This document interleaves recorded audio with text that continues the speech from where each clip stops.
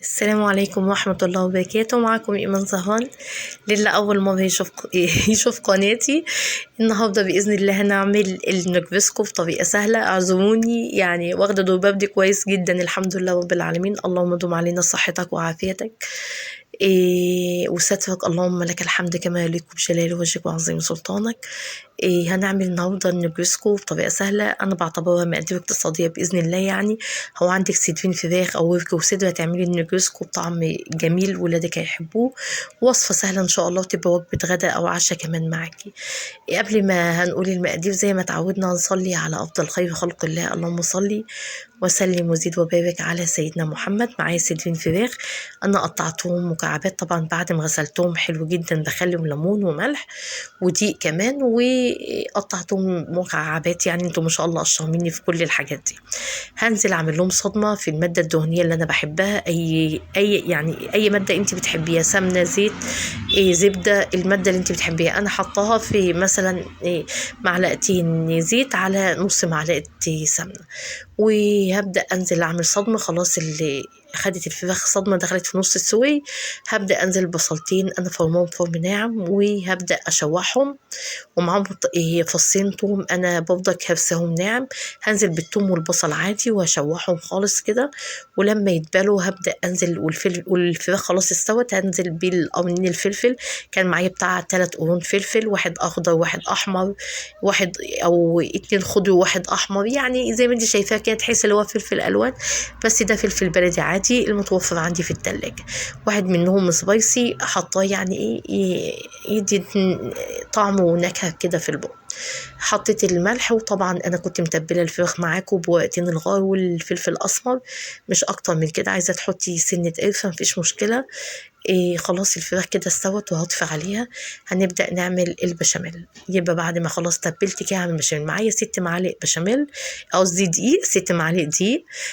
هنزل فيه 6 معالق كبار سمنة، او سمنة على زيت او زبدة على سمنة، المادة الدهنية اللي انت بتحبيها. اهم حاجة كمية الدقيق تبقى في المادة الدهنية زي ما انت شايفة كده. انا عايزاها تغلي كده، طعم الدقيق يروح، الدقيق يستوي، مفيش محسش طعم الدقيق خالص معايا زي ما انت شايفه كده. اهم حاجه كميه السوائل، كميه الماده الدهنيه تكون اكتر من الماده من الدقيق. بيجي معلقه كده، يعني او 6 معالق دقيق هتحط عليهم 6 معالق سمنه، زودي معلقه تبقى 7 معالق على سبيل المثال، او سمنه على زيت.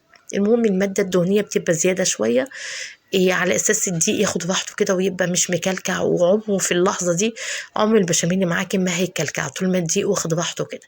خلاص شوحناه وضيعنا طعم الدقيق منه، وخلاص بقى ريحته حلوه كده. هننزل باللبن. معايا انا الست معالق الهواميين دول خدوا معايا كيلو ونص لبن. انت ممكن تحطي كيلو لبن ونص كيلو شوربه، ممكن تحطي كيلو ونص شوربه، بصي حسب المتوفر معاكي. انا حطيت كيلو ونص لبن، حطيت الاول كيلو وربع كده، وبعد كده نزلت بربع تاني لما حسيت البشاميل اللي معايا لا عايز اخففه شويه. بدأت أقلب، حطيت رشة فلفل أسمر، وبدأت أقلب. بعتذر تاني عشان الصوت البرد اللي أنا واخداه. معايا حتة جبنة موزاريلا كانت عندي في التلاجة، هطعمها. عندك جبنة كريمي، أي نوع جبنة كريمي أنت بتحبيها تحطيها، المتوفر معاكي هيدي طعم حلو كده معاكي في البشاميل. مش معاكي والله يبقى زي الفل. طبعا المكرونة معايا مكرونة سباكيتي نص كيلو أنا سلقاها، وهبدأ سلقاها يا جماعة نص سليق، يعني بشيلها كده وهي يا دوب بتبقى داخلة على السوية. يعني المكرونة بعد ما بسلقها بشيلها اختبرها كده بيكون داخلة على السوية، يعني بالظبط 4 دقايق 5 دقايق على النار بالكثير. باخد بكميه بشاميل احطها في الارضيه كميه حلوه كده، واخد المكرونه اللي انا نزلت عليها بحبه ميه ساقعين كده عشان افلفلها زي ما انتم شايفين كده، ما تبقاش مكلكعه كتله واحده، لان المكرونه لما بتتسلق وتصفيها وسبتيها ما نزلتيش عليها بميه بتكلكع، بتبقى حته واحده. فنزلت عليها بحبه ميه فلفلتها كده، يعني شطفتها بحبه ميه عشان تبقى مفلفله معاكم كده من غير ما احط زيت ولا اي حاجه. وهنزل بكميه البشاميل في الارضيه، وحطيت المكرونه المفلفله، وانزل بحبه بشاميل على الوش. هنا حسيت البشاميل اللي تقيل ومش هيقضي معايا المكرونه، حسيت اللي هيبقى لا يعني تقيل، وانا عايزه اخففه شويه عشان يبقى ما شاء الله حلو على كميه الصينيه، والبشاميل يبقى حلو. فبدأت أخففه بربع تاني، اللي هو ربع كيلو لبن. يعني ال6 معالق الهرميين خدوا معايا كيلو ونص لبن، كيلو ونص لبن. هبدأ بقى أنزل خلاص حطيت البشاميل كده طبقة حلوة كده محترمة. هبدأ أنزل بالتعصيجة بتاعة الفراخ. هنزل هنا بتعصيجة الفراخ اللي أنا عاملاها، اللي هي الفراخ اللي أنا مكعبات وشوحتها. شيل طبعا ورق الغور منها وهنزل بيها كده هفردها. طبعا المفروض اللي هو النجرسكو بيبقى زيتون ومشروم وفراخ وممكن فلفل الألوان، ممكن الفلفل يعني أو لأ. أنا بصراحة شلت المشروم، ولادي مش بيحبوه، فبعتذر على الصوت المزعج ده. فطبعا نزلت بالزيتون حلقات بس مع الفراخ، هو اللي ولادي حابين طعمه يعني مع الفراخ. فطبعا الاكل احنا دايما مش بناخد الوصفه نطبقها زي ما هي، حسب ولادنا بيحبوا ايه بنشيل منها اللي ولادنا مش بيحبوه وبنضيف اللي ولادنا بيحبوه. يعني الاكل مش قواعد انا ماشيه عليها. الاكله اللي ولادي بيحبوها هي اللي بنفذها حسب ما انا عايزاها او حسب ما انا شايفاه. خلاص معايا حته برضه جبنه موزاريلا، قلت لو حطيتها على الوش مش هتعمل طبقه ولا حاجه، انا هحطيها مع البشاميل اللي فاضل، وكمان هكسر معاها بضايه وهحط رشه فلفل اسمر. طبعا مكسره بيضه ومقلباها والحته دي اتقطعت يعني، بس حبيت اعرفكم. خلاص البضايه مع البشاميل ما شاء الله حمرت الوش زي ما انتم شايفين كده. طبعا احنا بنحطها في اوسط تحت في رف الاوسط، واكون مولعه من تحت بس اللي هي ايه تاخد يعني 5 دقايق كده 10 دقايق، وبعد كده ما كملش 10 دقايق وافتح الشوايه.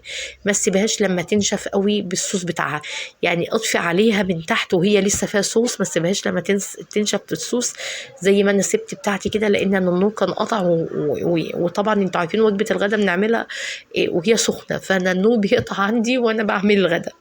فالحمد لله رب العالمين يعني. يعني شربت بشاميلها قوي، وانا بحب لا اسيب فيها البشاميل، يعني بحب يكون البشاميل فيها، ما برضاش اسيبها لما تنشف من البشاميل، لا بطفي عليها وهي فيها بشاميل. وبعد كده بقوم فاتحه الشوايه تاخد لون من فوق. طبعا والله كانت بفضل الله رائعه. طبعا انا قلت لكم اي حاجه حتى لو نسيتها في الفرن او كده بفضل الله، عشان انا سميت ربنا واستعينت بالله وانا بعمل حاجتي اللي تعجب ولادي وتعجب زوجي وتعجب كل اللي هياكل منها.